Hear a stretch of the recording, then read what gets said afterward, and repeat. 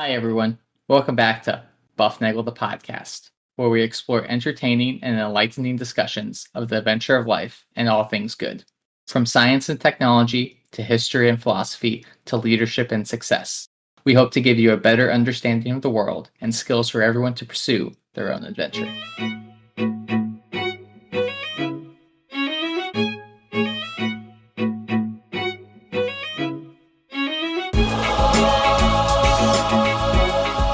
Hi, everybody, and welcome back to Bufnagle the podcast, where we talk about all things good and the pursuit of the adventure of life. I'm Rafe, and we have a great show today because we're doing something I don't think we've ever done before. Is that 100% correct? We're actually in the same room next to each other in the new Indianapolis Bufnagle Studios. Yeah, so this is going to be a great show because we spent the afternoon learning how to use the sextant and measuring the. That's right. I was in the pool. Yes. You gave me the sextant while Jamie held me by the legs. We tried to mimic what Shackleton and Worsley went through, but in our 86-degree pool. Yeah, in the warm water. So we didn't. We're all lying. We didn't do any of that stuff, but we were going to have a great show because it is something we haven't done before, and so here we are. But before we start, I need to thank all our listeners. Without you guys, we would just be talking at the walls, and that's a bad thing. If you are new to our podcast, we thank you for being here.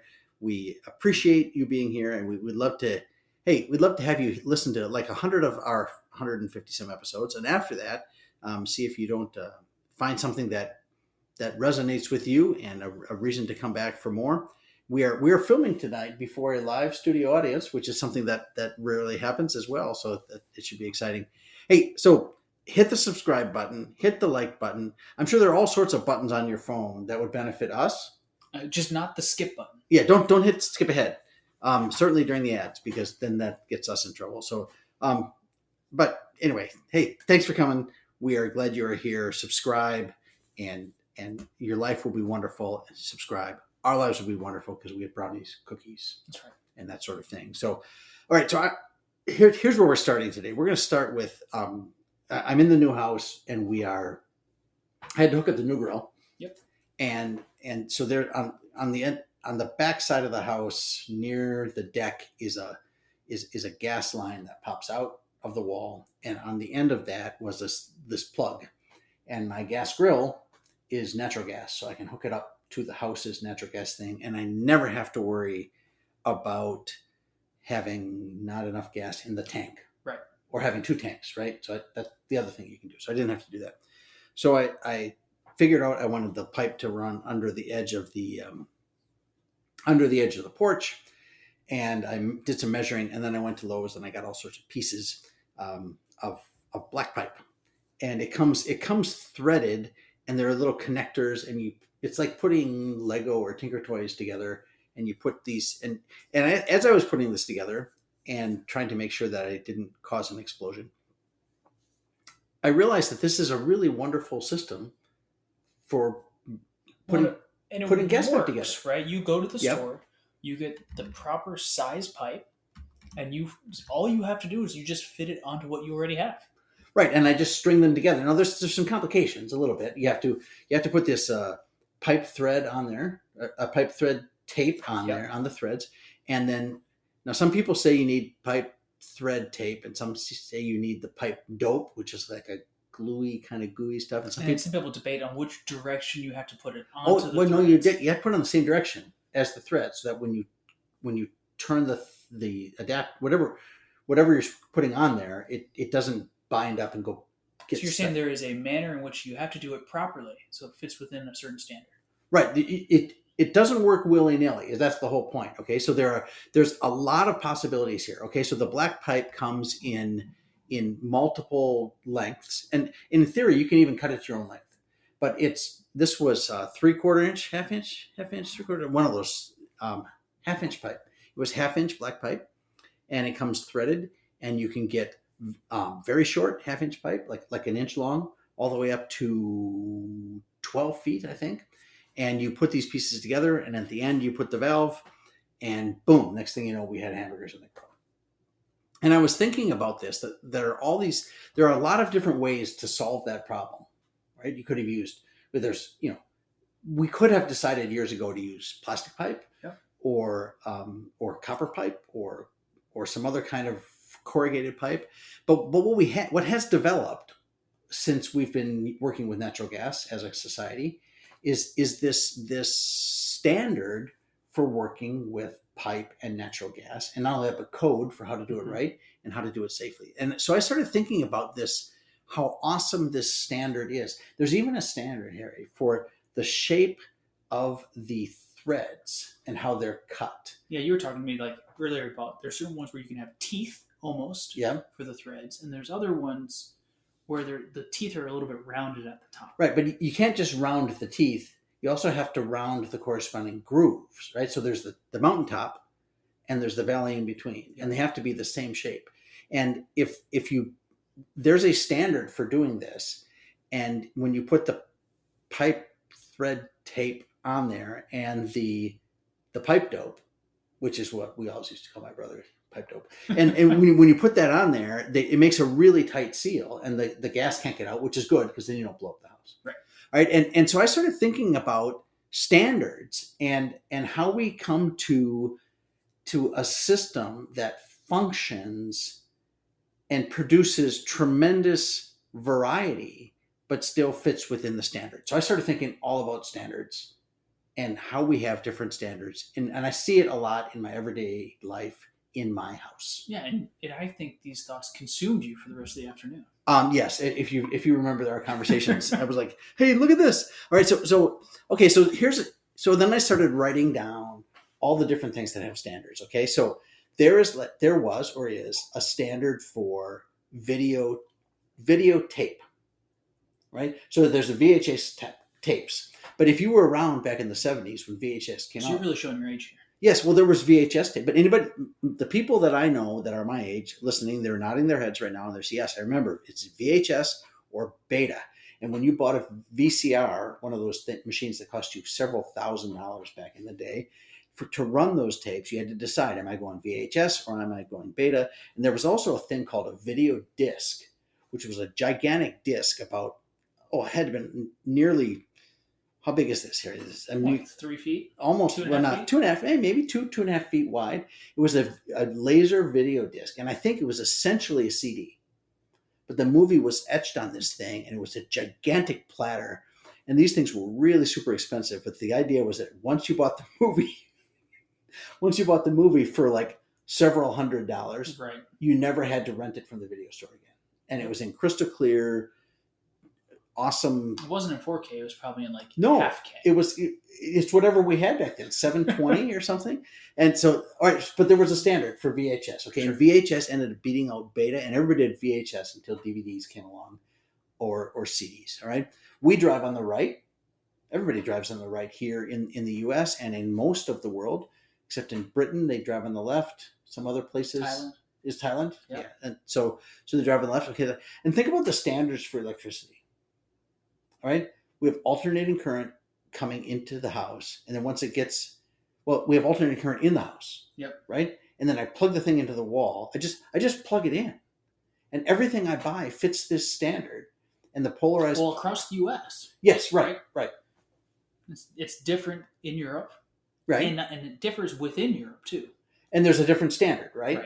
And so they have a different voltage, right? 110 versus 120 or so. I don't remember what the numbers are, but and the frequency of the AC is different here. I think we run typically at 60 hertz, and they run at 50 hertz or something like that. I mean, it's a little bit different, but there is a standard, right? And the only way you can make that run is if there's a standard, because otherwise, if then nothing connects. Because otherwise nothing connects, right? So, all right, and think about water. Okay, so we have water pipes in the house. We get water from the city, and it comes inside into the house, and it runs through pipes, and some of them are copper, and some of them are this plastic flexi stuff. You could even use black pipe, I suppose, if you wanted. You can use PVC, but there are standards. If there are standards within those systems, but then there's connectors for those systems. Right. Okay, and then you can build whatever you want You get hot water, you get cold water. We got metric versus imperial. Okay, episode 97. Do you remember that one? Yep. We talked metric versus imperial. Those are standards for measurement. Why? Because you have to do commerce, and when you're ever going to have commerce, you have to have standards of weights and measures. Otherwise, you can't make those things work. All right. Sizes of things. 4x8 sheets of plywood. It's a standard size. And the great thing about that, at least here in the U.S., is like we do a lot of things on well, we're all imperial, right? So, but we do 16-inch studs, all right? And 3 times 16 is going to be 4 feet. Yep. Right? Because it's 48 inches. So, and there's a standard cabinet height in your kitchen, and there's standard cabinet boxes in your kitchen. They're like 27 inches or 30 inches or 33 inches. So when you design these things, they go together the right way. Nuts and bolts, think about that. Standard lengths, like you go there and there's like how many threads per inch. Even like nails too. Right? Yep. Like here's your number 10, here's your number 8, here's your number 6, and then they're all still nails. All of them serve a slightly unique purpose, but they're still within the standard for what the purpose is. Right. And so with like the screws and the nuts and the bolts, they're almost all righty tighty, lefty loosey. Yep. All right, and that's the standard. Except when you have to do something like the head on the weed eater. Yeah. All right, then that's called a reverse thread. And you know what that means because it's against the standard. It's not righty tighty, lefty loosey. Right. It's lefty tighty, righty loosey. It just doesn't sound. That doesn't sound as good. Yes, that's what. But I was thinking that. Okay, so we did the bike trail today. We biked down to Speedway to Olivia's house, and we pumped up the bike tires with the compressor that I have, and the compressor runs on it's got a 20-volt battery that I charge in the AC adapter I plug into the wall. Yep. It charges the DC battery. I put that in the compressor. I take the end of the compressor hose, and it's threaded for exactly the same standard valve on a tire. Mm-hmm. All right. And so I put it on there. I hit the button for however many PSI. It runs. I go get a cup of coffee. I come back. Well, you know what's even more amazing is the standard for the bike tire. Right. It's the same as the standard for the car tire. Well, most of them, right? Did you know this? Like your tires on your bike are the standard ones. Mine are different. They're Presto valves. Have you ever seen those? There's a little piece inside the other piece, and it's smaller. But there's an adapter that allows mine to adapt to your standard, okay? And then you can use the thing, right? Computer files, DOS versus Unix versus whatever. The layout of those files, if you're in one of these computer geeky guys, you'll know what I'm talking about here. We got radio signals. If you're going to have radio, and we have radio, yep, you're going to be on AM, or you're going to be on FM, or you're going to maybe be on digital. But there has to be a standard. VHF and VHF. Yeah. How are you going to deal with this electromagnetic spectrum and encoding the information in? Like if you encode the information and you send it out and no one can decipher it, we haven't done anybody any good. So you got to follow the standard. All right. So think about all the stuff with airlines or airplanes themselves. The pedals control the rudder. That's pretty standard. Doesn't have to be that way. You could have you could have the yoke control the rudder. Yeah, sure. You could have the pedal. I mean, you could do that, right? That standard has developed. Okay, so when I was in college, there was one of the oldest buildings on campus was St. Joseph's Hall, and that was built by the Marianists who founded the University of Dayton, and they came from France in the middle of the 1800s, and they built St. Joseph's Hall, and then a couple decades later, there was another hall built next door to it, and they attached. Okay.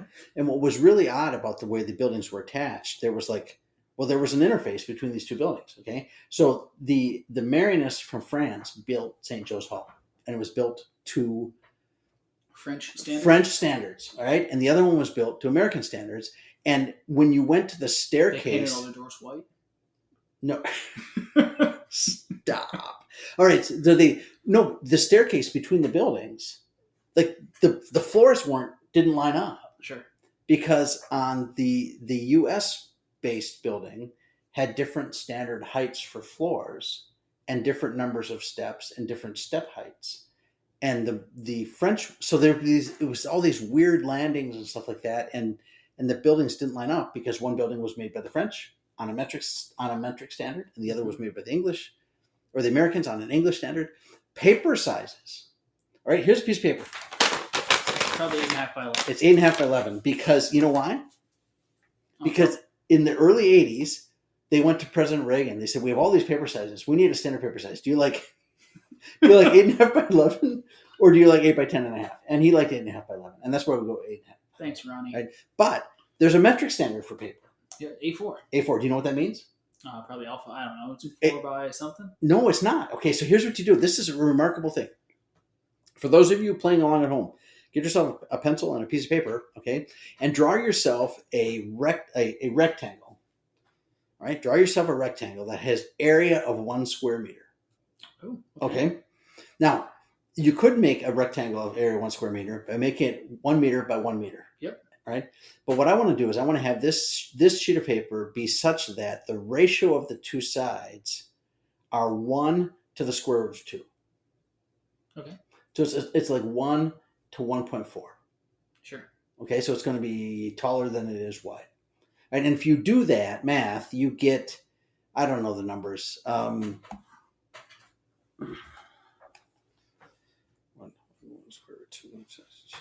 No, I think this is a great time for the listeners to go to the kitchen and grab themselves a smoothie. You know, all this math is making me thirsty. I was just going to say that. It's hard to think without really taking the time to eat like bananas and raspberries, blackberries, all put together and blended together, right? Well, but you need a smoothie maker to do that, wouldn't you? I would, and I probably recommend the BlendJet 2. Really? It's portable, yep. So you can blend up a smoothie anytime at work, protein shake at the gym, or even a margarita on the beach. And it's small enough to fit in a cup holder and powerful enough to blast through tough ingredients like ice and frozen fruit with ease.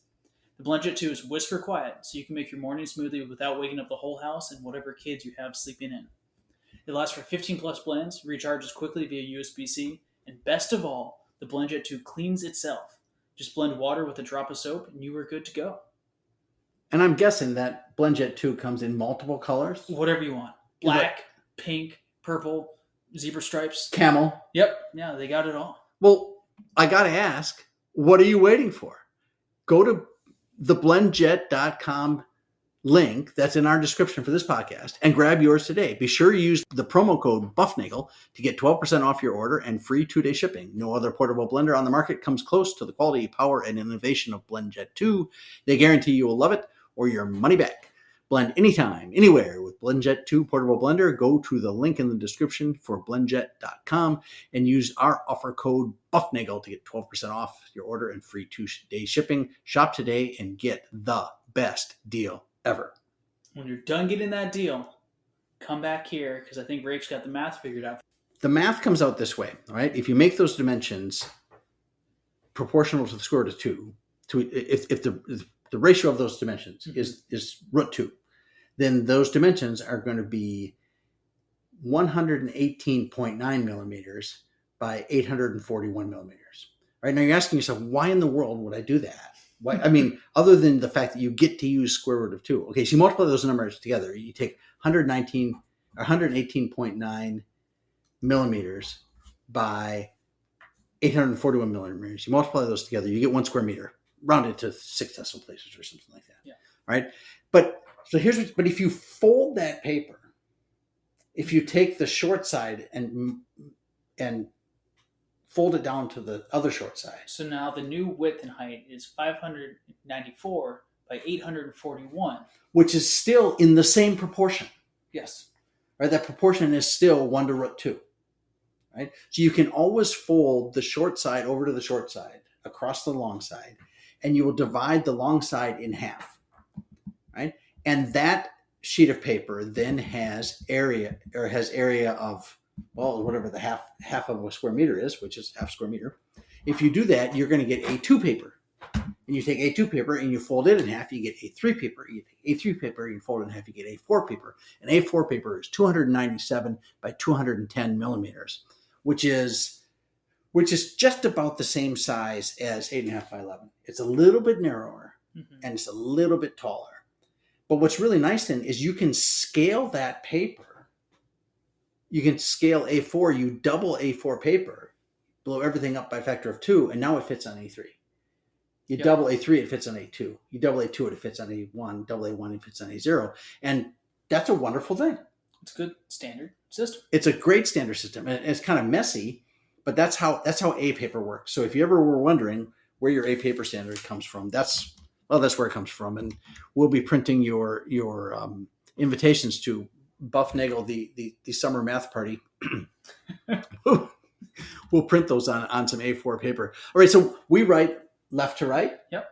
Some people write right to left. Depending on the language. Right, but that's a standard, right? So the language is a standard of words and pronunciations and grammar and all that stuff, and it allows you to do all sorts of things, right? We put the fork on the left, we put the spoon and the knife on the right. That's a standard, right? We use addresses and zip codes here in the U.S. Mm-hmm. That's a standard, right? And it allows us to have... Well, the system developed, right? Right. Well, but there were little systems, there were local systems, and when they became bigger, they had to standardize. Do you ever see like old addresses? It'll say, it'll say Bufnagle Enterprises. Yep. And then it'll say Indianapolis 4, Indiana, with the number 4, or Indianapolis 6, Indiana. All right. And so they would take the big cities and just chop them up into little pieces. Chicago 12, Illinois, something like that would be the thing. But then they went to the zip code thing, and it made it really easy for the Postal Service to partition their mail, right? You got Macs versus PCs, right? And once you know the standard for how your operating system works, then you can write software and everybody can flourish. iPhones versus Androids, same type of thing. Same deal, all right? So the value of a standard is that it builds a system that allows variety to flourish. And that's what's really amazing. What do you think? You have a really good example here. Yes, I do. It's Lego. And it's always Lego. And in fact, everybody uses Lego as the standard system of standards. It's the standard. It's the standard example. Yes, it's the standard, right? Sure. Yeah. So I think what's really interesting here is when you have a standard, it feels like if the standard's a good standard, it won't restrict variety of application. Well, there's multiple uses. Right. And you see that in Lego. You can build anything to a massive monstrosity scale race car. Right. To building these tiny little models that are also to scale. Right. Out of Lego. All made out of the same system. From the same system. Because it has the same standard applied across the entire thing. But the same with the black pipe, right? Mm-hmm. I can not wire. I can pipe a whole house for natural gas with black threaded pipe. Now, granted, black threaded pipe is not quite as flexible. It's certainly not as flexible as the flexible pipe, but you can still do it, right? And you have a system that works. And if you follow the rules and you follow the code and the spec, then you won't get gas explosions in your house. Yep. And you can have in order to get that gas line from where it comes out of my house to the grill, it doesn't go straight out and over. It kind of has to go over, but it has to tuck itself underneath the edge of the deck. And in order to do that, I had to make a little angle. But you know what? There's a 45-degree angle piece in the system that allowed me to do that, right? And I needed a union coupling, so I put the union in there, and it allowed me to make that work. And so it's really interesting to me that a standard looks like a set of rules that are restrictive. But because it's restrictive, it provides you enough of a consistent foundation that allows you to build a lot of variety. Think about what if they didn't have standards for natural gas piping? Well, it would all be different. Yeah. And if you needed to go fix it, you don't know how you're going to fix it. Right. So that's an issue. If there's not a code to how to do it, now you're putting everybody at risk. It's a safety hazard. Right. Well, and then if you make a grill and you want to sell the grill, how do you know what should the pipe look like? What should the intake valves look like? What kind of pressure should you expect? And everybody has to do the same thing over and over and over again. They have to develop the rules and the specifications for how they're going to make things work. And these standards allow us to, it's interesting because they allow this massive variety of use within the same system. And if you don't have the system there, you can't get the variety because it becomes as individualized as every individual, which I think is a kind of interesting. It's one of those paradoxes that right. Chesterton would love, right? That we're all everybody's so much the same that they're all different, or they're all different so much that they're the same. That's where it gets. So when everybody's super, no one is. It's a lot like that. It's a lot like one. So it's everything's always back to the Incredibles. So standards are good because they reduce variety and diversity, but they're also bad because they reduce variety and diversity. So a good standard provides enough stability to build tremendous things, right? Enough stability to do that, but also enough. Well, it provides flexibility. Flexibility. Yep. And stability. Yep. So that you can flourish, and you may get things like now. There's two standards for computing, really, or at least three. You got PCs and you got Macs, and they've both developed a model for how to build software for their machines. But you know what? Back in the day, you couldn't write a file on a Mac and have it be read from a PC. You couldn't do it. But then they realized, you know what? We're going to have to come up with an interface standard for that. And they both figured out how to reach into the middle, and now they both flourish. Right. And people have the choice. So standards are good. I think they're good.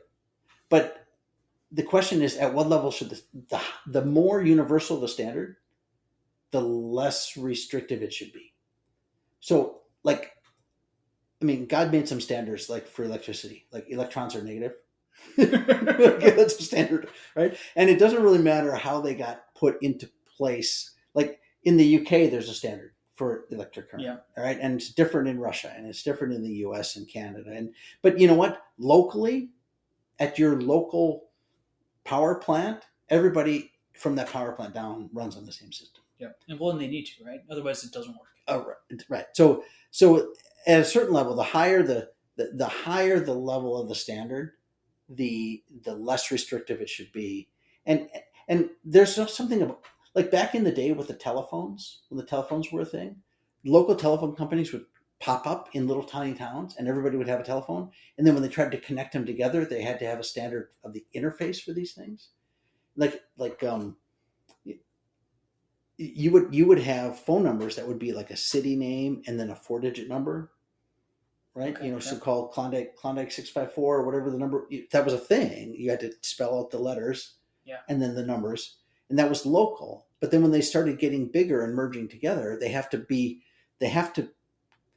to force out some of the extrema to get the thing to work well. You got to do that, and at some point, if that becomes problematic, then, well, if it gets too restrictive, then it becomes problematic.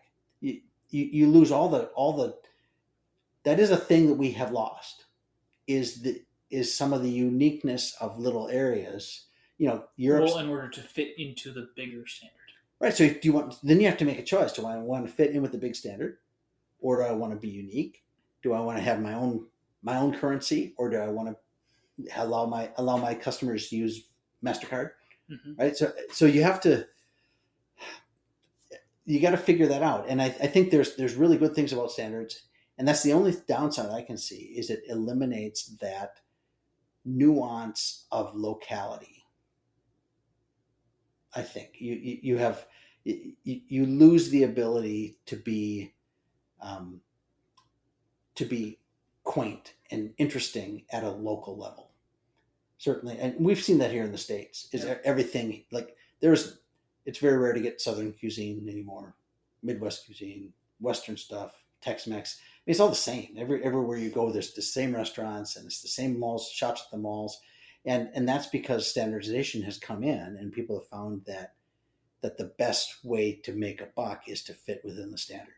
Well, sure. That's the same way as when you talk about Thanksgiving pies, right? Like no one's going to have, you can't beat the Sister Schubert Thanksgiving apple pie. Right. Because they test it over millions of people every single year, and they just barely modify the recipe such that it fits most people's taste. Right, and so that's if they make a national pie. But the places like McDonald's have different, like in their Egg McMuffins, they have different sausage in different places in the country. Did you know that? I didn't. Well, see, and so but that's the thing. But there's an example of them fitting in a standard but modifying it to local taste, and their system allows them to do that. Which allows them to be allows them to flourish. allows them to flourish. Yeah. So I guess, all right. So in summary, well, I'm not. I was thinking about this. Like, I'm really amazed at how many standards are out there that we're really not aware of. Like how your shirt buttons is a standard. well, if you're a boy or a girl, Right. Well, if you put it on the left or on the right, there's generally a standard for that. Where the zipper is on your pants, how you like all of these like shipping containers are standard sizes. And you take the shipping container and you can put it on a truck or you can put it on a train. Sounds like a Seuss book, right? You can put it on you can put it on a boat. You can put it on a plane. You can. So there's. I mean, it's interesting to me how these things have developed. Lumber that you buy is all milled to standard thicknesses. But now we got imperial systems and we got metric systems. So sometimes that's different. If you like metric, then you work with tools from Europe, and if you like English, you work with tools from America. But there's a zillion standards on here, and I guess I'm amazed by how many of them out there. And then I come back to this one thought, and the thought is a quote from C.S. Lewis. All right. And I think this somehow fits in with what we're talking about. And maybe that's the homework for everybody, is think about how this fits in with all these idea standards. And the quote from C.S. Lewis is, "How monotonously alike are all the great tyrants and conquerors. How gloriously different are the saints." And what seems to be a paradox there is you would think that because tyrants and conquerors get to do whatever they want, they don't really follow a standard. Well, they have freedom. Well, they have this infinite freedom, right? And so you would think that they would all be very vastly different. And the saints, because they're all trying to follow the rules and be holy and all that stuff, that they would all be very much the same. Yeah. Right? But it's not like that. In fact, it's completely the opposite. All the time. And we've talked about, when did we talk? We've talked about this. How many times have we talked about this? Is that the tyrants, they're all the same people, whether they are Idi Amin or Stalin or the guy in your local homeowners association that won't let you put up an apple tree in your front yard or whatever it is. Those are they act the same way. They're interested in power, and power corrupts. And you look at the saints and they just give everything up to fit within the standard that is Christ. And they flourish in a way that is all remarkably different. They are. Look at all the opportunities there are to be holy and to be good and interesting. It's just. Well, in all walks of life, in different backgrounds, and none of it is glorifying themselves, but they're fitting within this one standard, and that standard has bounds. Yep. It has left and right limits, and I think Olivia's quote is fantastic. Yeah, and she has said, and we've said this on the show a number of times, is that creativity without boundaries is just noise. And there's an example of that. Now, I wouldn't say that the tyrants are very creative, right? They're just destructive generally. But when you're building something, if you don't put conditions on yourself, if you don't put limits to where you are, then you end up with just noise. You end up with junk. You end up with no direction. It's like, try to walk in a straight line. There's a path in front of you. Yes. And that's your standard. You have to walk straight on the path. And you decide, no, I don't want to walk straight on the path. I'd rather go trucking along through the woods.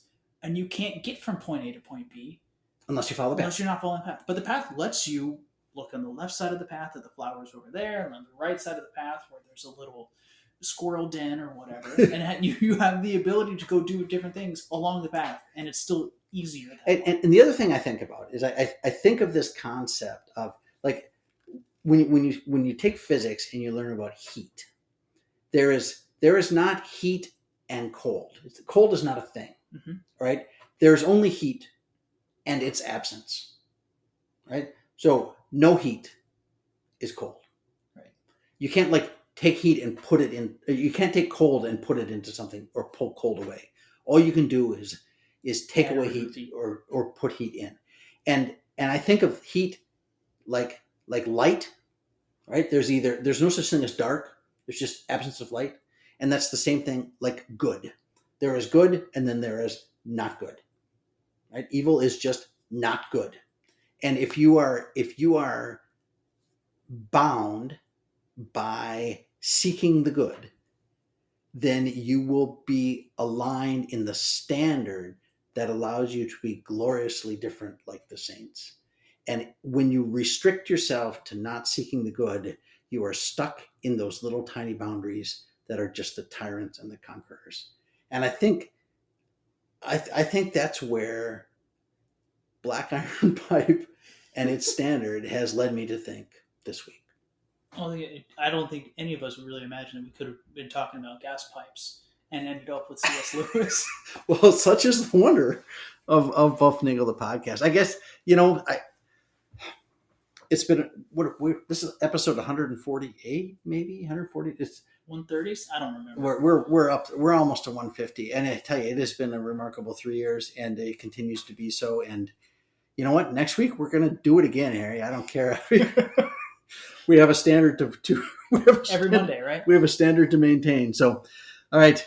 Anything else? I think that's it. All right. Keep seeking the good, man. All right. Find the good and stay within the boundaries, and you will reach your glory. Seek the good, be the good, and spread the good, and enjoy the adventure of life.